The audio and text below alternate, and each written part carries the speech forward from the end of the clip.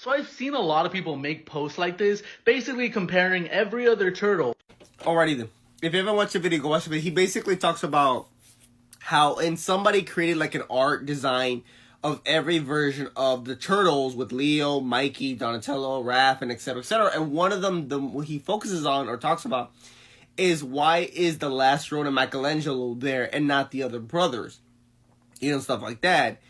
And here's my opinion and here's my thoughts. And if you want to watch this video, go watch this video and see what he has to say about that. But the reason maybe the artist did that, added Michelangelo or Mikey's last Ronin concept or design instead of the other ones, is because the main story focuses on Mikey.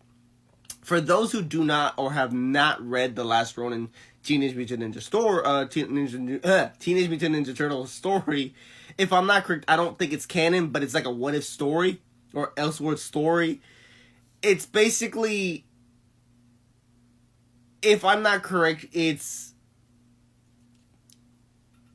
either Shredder's daughter or Shredder's grandson basically takes over of the Foot and basically kills all the members except Mikey. Each turtle, Leo, Raph, Donatello, Splinter, and even Casey Jones, if I'm not correct, they all die, and the only survivor is Michelangelo. His story continues on, focusing on how it affected him, how he's been years later on, how April brought him back from kind of hiding or like just being left alone.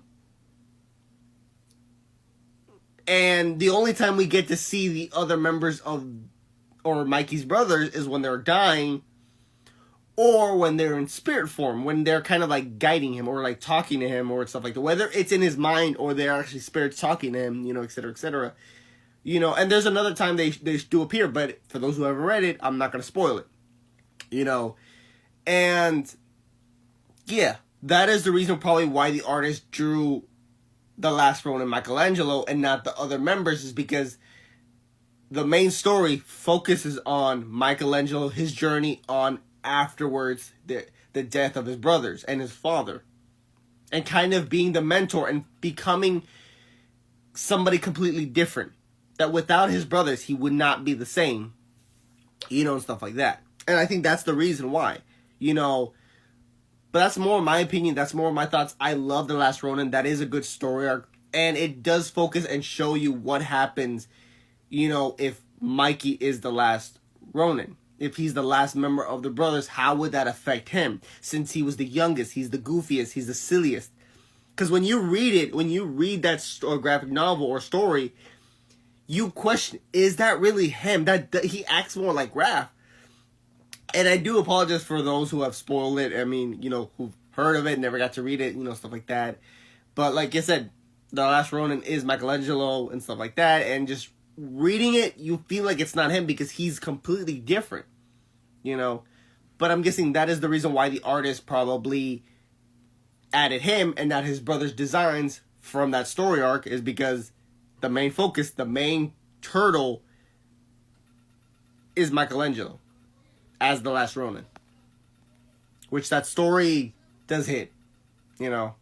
And he's my favorite character of the Turtles, of all the brothers, so it hits me of how, not independent, but more like close he was to his brothers.